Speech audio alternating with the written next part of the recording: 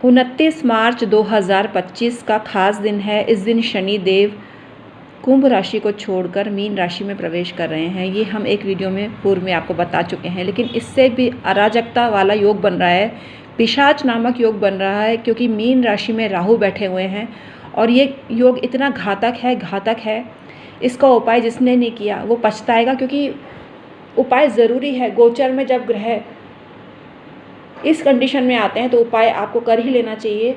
आपको नुकसान नहीं होगा, हम गारंटी देते हैं, लेकिन पूर्ण गारंटी नहीं देते हैं, क्योंकि इतना भयानक और ख़तरनाक योग है जिसको हम पिशाच नामक योग बोलते हैं। पिशाच ऐसे ही भयावह जीव है और इसका आधार है राहु और शनि की युति मीन राशि में होने जा रही है।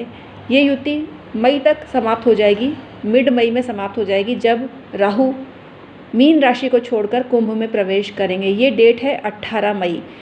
तो इस दौरान आपको क्या सावधानी रखनी है, उपाय क्या करने हैं जिससे आपको कोई भी प्रभाव नहीं पड़े। प्रभाव तो पड़ के रहेगा, लेकिन उसमें न्यूनता आ जाएगी। जैसे हम छाता लेके निकलते हैं तो डायरेक्टली धूप या बारिश हमको नहीं छू पाती है, इसी तरह से आपका प्रोटेक्शन का काम छतरी करेगी। हमारे पास इन राशियों के निवारण के लिए यंत्र भी अवेलेबल हैं। आप अपने लग्न यंत्र भी मंगा सकते हैं, लेकिन इस दोष को ख़त्म करना मुश्किल ही नहीं नामुमकिन है। इसका उपाय आपको कर लेना चाहिए, जिससे आपको पूर्ण रूप से फल नहीं मिले, लेकिन अल्प तो फल मिल के रहेगा। Hi everyone, my name is doctor Uma Shri. मैं अपने YouTube channel doctor Uma Shri में आपका स्वागत करती हूँ। मीन राशि और मेष राशि और कुंभ राशि वाले 7.5 के प्रभाव में हैं, और 7.5 के प्रभाव इतना घातक होता है। शनि की 7.5 की अवधि में क्या क्या घटनाएं घर में हो सकती है। घर में किसी प्रिय या आत्मीय जन की मृत्यु होगी, अनावश्यक व्यय होगा। ये हम नहीं कहते, शास्त्रों में लिखा गया है, हम आपको वही बता रहे हैं। धनार्जन होते हुए भी धन की चिंता सताती रहेगी। कई बार अपमानजनक स्थिति होगी जिससे आप विचलित हो जाएंगे। प्रगति का मार्ग अवरुद्ध हो जाता है। इस अवधि में गलतियां शुरू हो जाती हैं तो आपको पश्चाताप प्राप्त होता है। कोई एक दो नहीं, अनेक शोक समाचार आपको प्राप्त होते हैं इस अवधि में। ऋण किसी के लिए लिया है तो चुकाना मुश्किल होता है। अनेक बार शोक स्वभाव में या शव यात्रा में जाने का मौका मिलता है। इस अवधि में इतनी खतरनाक और दुर्दिन दिखाने वाली होती है ये अवधि। जिनका शनि अच्छी कंडीशन में है उनको न्यूनतम परिणाम मिलते हैं, लेकिन जिनका शनि ऑलरेडी पीड़ित है और शनि राहु का पिशाच योग जिनके जन्म पत्री में ऑलरेडी जन्मकालिक मौजूद हैं, उनको तो भगवान रक्षा करे। उनका स्वभाव ही इतना खतरनाक होता है, घटिया होता है, किसी के सगे नहीं होते ऐसे व्यक्ति। ये हमने जन्मकालिक की बात करी है, लेकिन गोचर में सब पर यह बात लागू नहीं होती है। लेकिन गोचर में जिनकी कुंडली में जन्मकालिक पिशाच योग है, यानी राहु और शनि का पिशाच योग है, उनको तो दुर्दिन जन्म से ही देखने पड़ जाते हैं। लेकिन कोई शुभ ग्रह साथ में हो तो राहत मिलती है।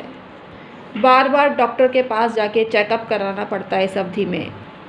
कुल मिला के शनि की 7.5 तो न्यून फल देती ही है, अशुभ फलों में वृद्धि करती ही है, लेकिन शनि के साथ राहु हो जाए तो बंटाधार अवश्य करता है और इन अशुभ फलों में बढ़ोतरी हो जाती है। तो इसका क्या उपाय करने चाहिए ये भी हम बताएंगे। शनि की 7.5 या ढैया के निवारण के लिए भैंस, काली गाय, काले कुत्ते और कौवे को भोजन दें। भिखारी और शूद्रों को दान करें।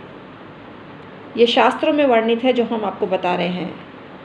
उल्लू और चमगादड़ों या सांपों को बेवजह नहीं मारना चाहिए। पीपल के पेड़ के नीचे योगासन करें, पीपल का पेड़ का पूजन करें, धूप दीप करें तो आपको लाभ मिलता है। सरसों के तेल की 36 बूंदें पीपल की जड़ में जो बहती हुई ज़मीन पर आए तो आपको अनिष्टकारी रिजल्ट नहीं देती है। गंदे ना रहें, गंदगी ना रखें, दिन में ना सोएं, रात को देर तक ना जागें। घर में कबाड़ या कोई कूड़ेदान साफ़ सुथरा रखें, मतलब कूड़ा उसमें डालते हैं तो ढंग से डालें जिससे कूड़ा यत्र तत्र ना बिखरे। बर्तन साफ़ करके सोएं रात को। बेवजह लेटे ना रहें, काम को टालें नहीं, तो आपको शनि के दुष्प्रभाव 7.5 के दुष्प्रभाव नहीं झेलने पड़ते। शिव भगवान के भक्त हैं शनिदेव। शिव भगवान के विश्वास पात्र हैं शनिदेव। और कथा वर्णित है कि शिव जी की आज्ञा से शनि गणेश जी के जन्म के उपरांत गणेश जी को देखने के लिए आते हैं। वहाँ माता पार्वती के स्नेह शनि को मिलता है, उनका सम्मान करती हैं। तो इस प्रसंग में शनि पूछने पर, पार्वती जी के पूछने पर शनि बोलते हैं कि मैं जब तपस्या में लीन था, एक दिन भूलवश मैंने अपनी पत्नी के प्रेम भरे व्यवहार की उपेक्षा की थी, तब उस सती स्त्री ने मुझे श्राप दिया था। तो जिन आँखों को तुमने मेरी तरफ नहीं उठाया, मेरे प्रेम निमंत्रण को तिरस्कार किया, उन आँखों से जिसको भी देखोगे, जिस दिशा में भी देखोगे, वहाँ विध्वंस हो जाएगा। इसीलिए शनि की दृष्टि जन्म पत्री में विनाश का कारण बनती है, सफाया करती है। जहाँ शनि की दृष्टि होती है, शनि की तीसरी दृष्टि होती है, शनि की सप्तम दृष्टि, हर किसी ग्रह की सप्तम दृष्टि तो होती है, तो शनि की भी ऐसी दृष्टि होती है। शनि की 3 तरह की दृष्टियाँ होती हैं। तो कुल मिला के जो शिव जी की पूजा करता है, शिव जी की तरह ही शनि भोले भाले हैं, लेकिन उनका स्वभाव ऐसा है, नेगेटिव चीज़ों के कारक हैं। शिव जी कल्याण के कारक हैं और सूर्य की तरह व्यापक हैं। शनि का भी स्वभाव ऐसा है, शनि का मूल स्वभाव जल की तरह जीवन दायिनी शक्ति से युक्त है। शिव जी की तरह परम कल्याणकारी हैं, सूर्य की तरह व्यापक है। राहु का काम है हर जगह अड़ंगे लगाना, उसके पास सिर ही सिर है ना। तो राहु प्रधान व्यक्ति साजिशों के चक्रव्यूह बुनते हैं और अप्लाई करते हैं अपने ऊपर और रिश्तेदारों पर, मित्रों के पर। तो राहु प्रधान व्यक्ति कभी भी विश्वास पात्र नहीं होता है। तो इस अवधि में आप राहु का दान करेंगे तो आपको फ़ायदा मिलेगा। जब शनि और राहु की युति मीन राशि में बनी हुई है, तो दान शनि राहु का दान करें, शनि की कारक चीज़ें का दान करें, शनि की राहु की कारक चीज़ों का दान करें तो आपको फ़ायदा मिलता है। राहु की प्रसन्नता के लिए किसी भी बांस की टोकरी में धातु से बने सर्प, 7 तरह की साबुत दालें या अनाज, ऊन का गोला या ऊन का कपड़ा, पानी की जटा वाला नारियल, पानी वाला जटा वाला नारियल, कंबल और पेठे की मिठाई में जो भी वस्तुएं अवेलेबल हों उनका दान करें तो आपको राहु की शांति कराने की जैसी ही स्थिति उत्पन्न हो जाती है। राहु की प्रसन्नता के लिए स्नान के पानी में पठानी लोद का चूरा, कुशा, नीम के पत्ते और नागन मोथा डाल के स्नान करें तो आपको नेगेटिव रिजल्ट में कमी आती है। इन राहु और शनि के मंत्रों का जाप आपको संभल के करना चाहिए, क्योंकि राहु और शनि के रत्न भी संभल के पहनने चाहिए। जब तक आपकी स्थिति ऐसी नहीं हो कि आपको प्रतिकूल प्रभाव नहीं दे रहे हैं, अनुकूल रिजल्ट मिल रहे हैं, राहु और शनि आपकी कुंडली में कारक हैं, तो आपको इससे घबराने की ज़रूरत नहीं है। लेकिन दान भी नहीं देना चाहिए।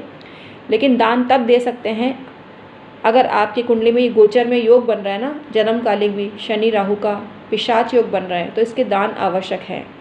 तो शनि के दान तो हमने बता दिए, आप राहु के दान हमने आपको बता दिए। और शनि के लिए आप काले उड़द का दान करें, काले कपड़े में बांधकर, लोहे की कीले दान करें, काजल की डिब्बी रख दें उसमें, और किसी वीराने में जहाँ कांटेदार पेड़ हो उसमें लटका के आ जाएं, पीछे मुड़कर ना देखें, तो आपको फ़ायदा मिलता है। हमारे यहाँ पर जो 7.5 रिमूवल पोटली भी अवेलेबल है, जो 8,000 में 8 पोटलियाँ आप बाय कर सकते हैं। शनि की 7.5 के निदान के लिए, इस पिशाच योग को टालने के लिए आप इन पोटलियों का यूज़ करेंगे और अपने ऊपर से उबार कर एंटी क्लॉकवाइज किसी कांटेदार पेड़ पे टांग के आ जाएंगे और घर आके स्नान करेंगे तो आपको 100% शुभ रिजल्ट मिलेंगे।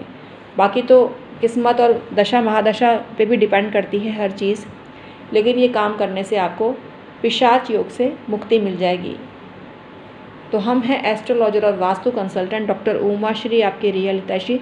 27 साल से आपकी सेवा ज्योतिष, तंत्र, मंत्र, पाम रीडिंग के माध्यम से कर रहे हैं, वास्तु के माध्यम से कर रहे हैं। हमने गुरुओं से प्रशिक्षण लिया है, हमारे पास डिग्री है, 27 साल पहले ही हमने डिग्री ले ली थी, हमारे पास अनुभव है। हमने अनेक शास्त्रों का और ग्रंथों का अध्ययन किया है, 8,000 से लेकर 10,000 तक पुस्तकों का अध्ययन हमारी निजी संग्रह से हमने किया है। इतनी पुस्तकें हमारे पास अवेलेबल है और हमने अन्य शास्त्रों का भी अध्ययन किया है, तो आपको हमसे बहुत फ़ायदा होने वाला है। अभी होली ऑफ़र चल रहा है। होली ऑफ़र के तहत आप जन्म पत्री संबंधी परामर्श जहाँ 2100 में दिया जाता है, 250 रुपये में आप ले सकते हैं ये परामर्श, तो आपको फ़ायदा मिलेगा। पाम रीडिंग भी आप 250 में करा सकते हैं। वास्तु का नक्शा भी आप 500 रुपये में चेक करा सकते हैं। हमने कोर्सेज़ पे भी जो हमारी क्लासेस चलती हैं उन पे भी हमने 50% डिस्काउंट दे रखा है। तो आप भी कोई कोर्स करना चाहते हैं, ज्योतिष तंत्र मंत्र से संबंधित पाम रीडिंग आप सीखना चाहते हैं या वास्तु सीखना चाहते हैं, तो 50% डिस्काउंट अभी अवेलेबल है। होली ऑफ़र चल रहा है और होली ऑफ़र 13 तारीख से शुरू हो गया है। ये 31 मार्च तक विद्यमान रहेगा। इस दौरान जो एडमिशन होंगे